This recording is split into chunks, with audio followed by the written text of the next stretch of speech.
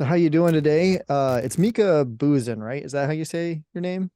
Almost. Micah Buzan. Oh my goodness, I was off. That's not even almost. Yeah. Well, welcome. This is the Spool Spotlight, Artist Spotlight, where we're trying to let people know a little bit about the people who are submitting content with us. Where are you from? I'm in Missouri, Kansas City, Missouri.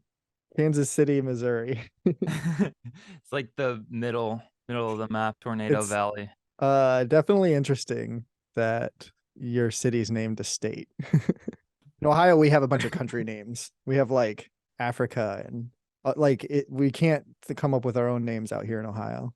Very interesting. States are weird. But how would you describe your creative work? Um, you mean the process or the style? More or less the style. We'll get into the The process a style. little bit. Well, I mean, I suppose when people first see it, words that come to mind are psychedelic, surreal, morphing. Yeah, like just things that are in a constant state of growth and decay, like kind of just things that aren't really set in stone, just more abstract. And even when I draw like characters or representational things like clouds or nature, I like to add a dreamlike kind of weirdness to it. Nice. What made you want to kind of go in that direction? There's so many ways you can go artistically when you have a talent. But yeah, what made you want to kind of like make go into more patterns and fluid and that kind of Because direction? drawing people is hard. Drawing faces, drawing hands, there's a Hands, million ways to man. mess it up, but you can't really mess up drawing some kind of trippy, surreal thing that's from your imagination because there's no physical reference to point to and compare it to. Yeah. So I guess partly it's just because that's what came more naturally, a little bit easier, more fun. Hmm. Yeah, I actually Yeah. can understand that. I love like kind of what you're saying. Like when I'm making video art, anything that doesn't really have anything grounded in reality and that can just sort of flow into something was always way more fun than ever drawing hands. Yeah, yeah. Or bugs, man. Bugs with lots of legs. Right. Those are hard. Real quick though, this kind of goes in with the same question. You did this short film with like it's kind of a about Venom. Oh yeah. Talk a little bit about that because that is absolutely incredible. Oh, thank you. Yeah, that was, I mean, so that's like the most narrative heavy film that I've worked on. Mhm. Like I said, most of the stuff I've done just purely trippy, surreal, dreamlike. Whereas that one has characters and hands and all the parts of the body. But what made that one more enjoyable was that we did it in the 1930s rubber hose style. Right. So the movements could be really noodly and have a lot of squash and stretch. Hmm. And even though there were human characters in there, they weren't like they didn't have to be super anatomically correct. Right. And which that tends to work best for animation, anyways. Like I even agree. like Snow White, you know, the human characters in that are less appealing than the dwarves. You Hmm. know, the all the non purely human characters in the early Disney films tend to stand the test of time more. Right. Like Right. all the animal characters, and there's Mm. just something that's difficult about animating humans that you know, like even like the Pixar films, they exaggerate all the Right. parts of the face and everything. So exaggeration is key. Right. Yeah. In animation, it's really hard to kind of bridge the gap between the uncanny valley. The human Totally. mind knows what isn't real. Oh yeah. Yeah. That's Yeah, pretty like a lot interesting. of you see that a lot in 3D films, especially the more early ones where they were so enamored with the technology of all the capabilities that they were trying so hard to make things look so correct, but Mhm. like you said, the eye can pick up on just any nuance that's just a Right. little off, and it is very creepy It is when it's amazing not done though right. when they hit the nail on the head, like the T-Rex in Jurassic Park or some of the Oh dinosaurs yeah. in that. It's just kind of like, oh, I almost didn't know when I was a kid that those were totally CGI for the most part. I mean, there's a lot of puppetry and stuff like that, but Yeah, yeah. It is really interesting when the technology breaks that, but for the most part, I am a cartoon lover and I like to follow the wacky stuff. How long have you been doing this, and like, what really made you get into animation? Because there's a lot of people out there who they want to do stuff like this, but Mm, aren't 100% sure like what they should do or why they mm. should do it. Yeah. What got you Yeah, I going? mean, just like, being since you were born, everyone starts out scribbling. So Mhm. it's just a matter of not losing that passion for making lines, not having that creative instinct kind of diminished. So Mhm. just like a passion for doodling and just drawing, which naturally like led to drawing animation because the prerequisite for animating 2D is drawing. Right. So like the first step, of course, is just getting used to drawing a lot. So like I think I was 19 when I made my first flip book because I got inspired by this musician animator Chad Van Galen. He draws like the most insane, just indescribable, beyond words, trippy things you've ever seen of just things morphing in and out, and that really inspired me because with a single drawing you can't show that. Like you only have Right. one drawing to show a story or an idea, but with animation you have hundreds of drawings to take the viewer through this journey. It's like Mhm. being transported into someone's dream where you're actually seeing what's inside someone else's head. And that's where language fails, because if you've ever tried to tell your dream to someone or listen to someone tell their dream to you, it's often kind of like boring, or you just don't understand what they're Mhm. talking about because you have to be there to see it. So, Yeah. yeah, so animation, the thing that was really appealing was that you could project your dreams onto a surface for everyone else to see.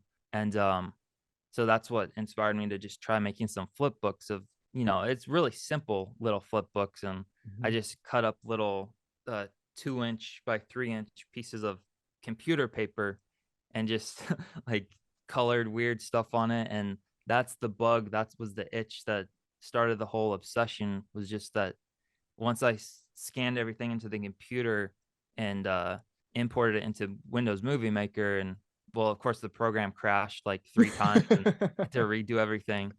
But once I actually saw all these little movements being made on the screen, that's when I was like, okay, there's something here. I need to scratch this more and figure out how to do the next thing, like how to add a background, because there's a lot of limitations with flip books. Right, right. Yeah, But of course. So like that led you into doing things more, be accessing more digital tools and stuff like that. Let's talk about like a little bit about the kind of tools you're using, because I feel like your style is one of those things could easily be sort of like, oh, that's some cool CGI. Talk about a little bit like about your process, and yeah, what tools do you use that other people might want to use? okay. Um, Well, I draw, like I said, I started out on flip books. So there's kind of a natural progression where then I got like proper animation software where you could do compositing and layers, but I was still drawing physically on paper. So I would import everything into Photoshop and then delete the white background around the characters. And it was really tedious because I had to use the Right. select tool to delete Yeah. everything.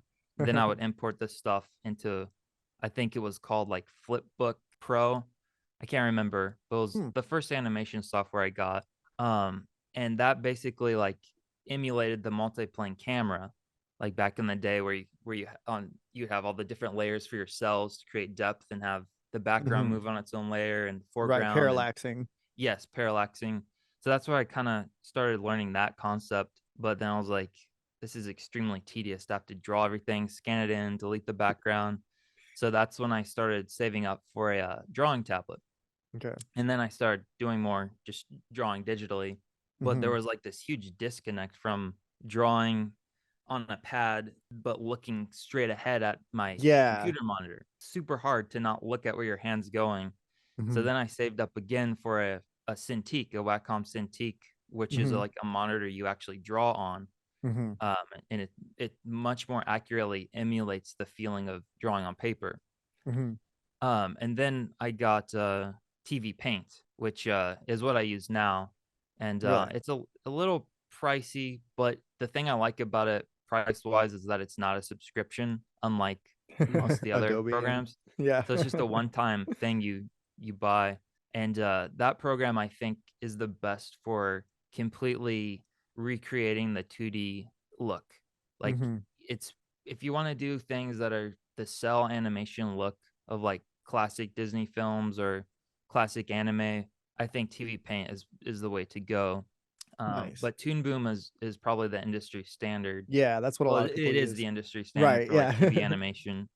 Um, but like honestly, any frame by frame animation software that has layers and like you Yeah. can pretty much do whatever. It's just down to a preference of your workflow and your tools.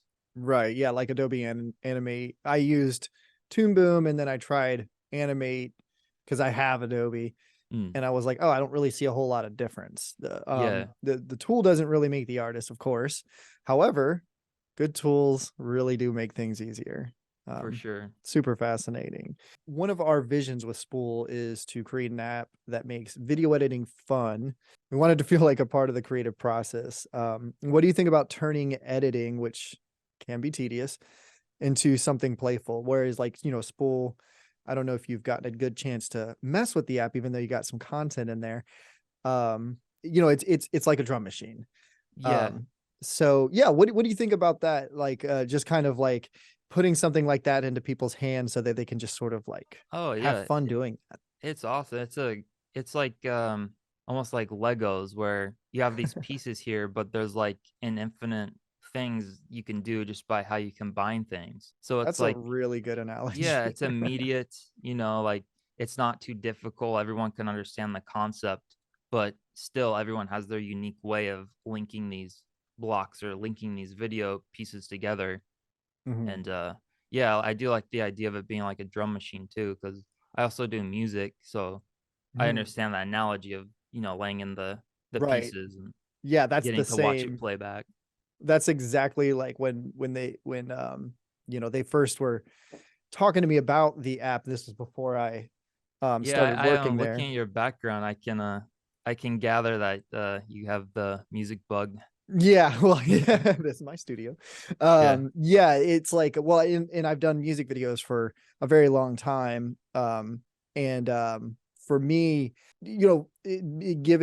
giving something to somebody that they can just sort of do their own stuff with, um, is a big load off my shoulders. Because as much as I like making money doing what I do, and I don't really make music videos anymore, but I also would get really kind of burdened by the amount of people who needed music videos, Hmm. and then there's of course, the I don't really have that much money problem.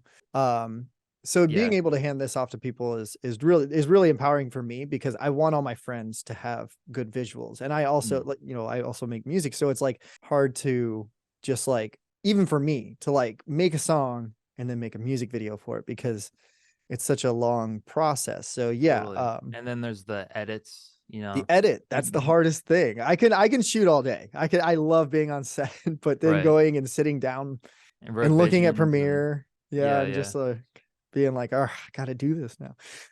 So yeah, but yeah, Yeah, that's equating it to Legos, that's really like on point, because Legos is something we can all relate to, and like, yeah, you're given like, here's what you have, and then you can just make anything with it. mhm.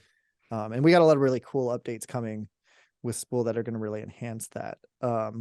So so for anybody who's like trying to get into the animation world and they'd like to make a job out of it, what kind of processes do you think helped you that might help other people? Okay. Well, I'm pretty much a hermit. Like I've never like worked a conventional job, I suppose. So I've taken definitely the freelancing route. Mhm. Um, and obviously, like your work has to speak for itself. Have a portfolio that is relevant to the job you're trying to get. Mhm. I know a lot of people who never went to art school who are working full time at studios just because their show reel had animation clips in it that were specific to the style of the studio they were submitting to. Hmm. So just think about what kind of job do you want, and then if you've never had a job before, just start building a body of work that shows that you can do this job, because it's a risk for people to hire you. So like no one wants to hire someone they're not sure has the skills, but if you can, you know, build up a portfolio that is the evidence they have the skills, then that will help you a lot.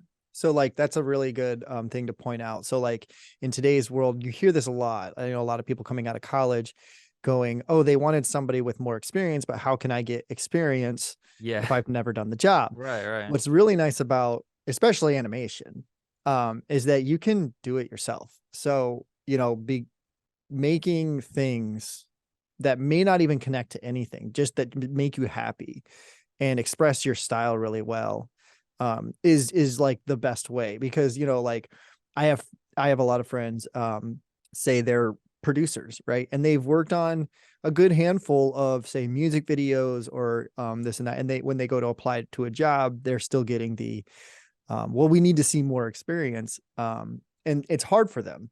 But for somebody, a video creative, whether you edit, do 3D, um, sound design, whatever, you can make your own reel and you can kind of like, you get a little bit of a leg up. And you Mm. mentioned, like a lot of people who didn't go to college. I went to college for web design and I wound up doing video production my whole career because I hated web design. But like, and that's a great example because you can just kind of pick it up and learn and do it by failing and succeeding along the way. So Yeah, really good thing to point out. totally. Um, some of these questions are kind of limited, so we're gonna kind of go Oh, into that's all some other good. things. Yeah. So with your style, you kind of mentioned that you're a bit of a hermit. So like, how do you find work? Because I also am a hermit, and I Right. remember times where things were really just I was really stressed out. Yeah. How do you find your work? What is your method?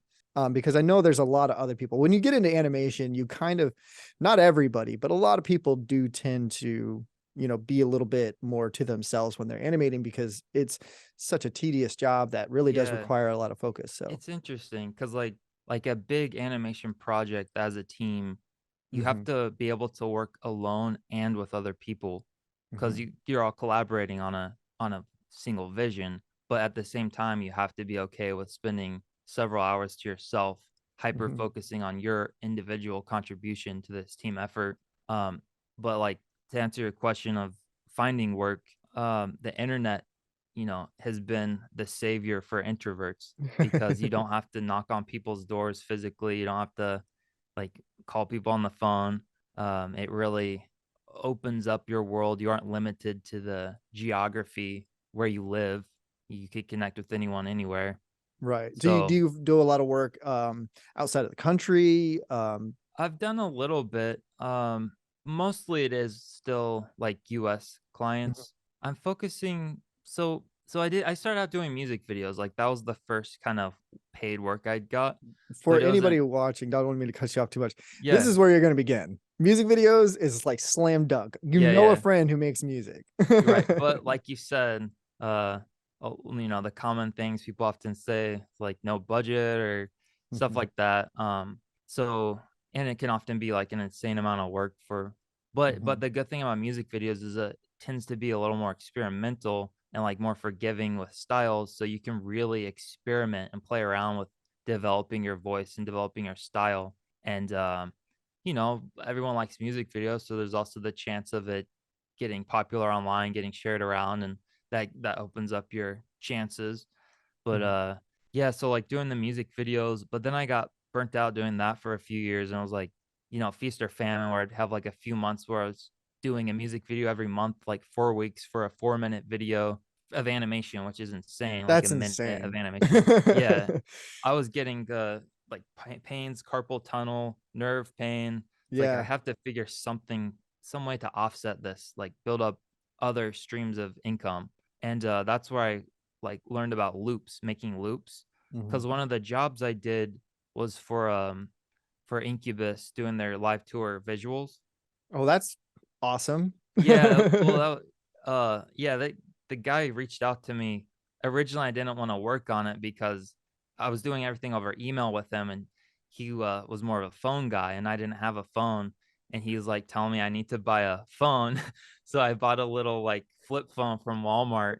And I was debating like, do I really want to do this project? Because I'm gonna have to talk to this guy on the phone. So that, but luckily I I can decided to, relate to that so yeah, heavily. yeah.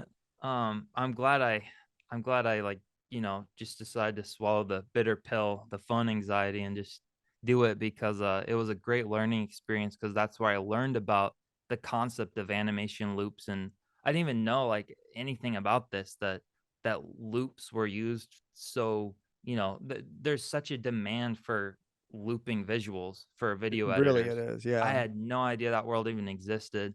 Yeah. So Yeah. In fact, until NFTs came around, I didn't know either.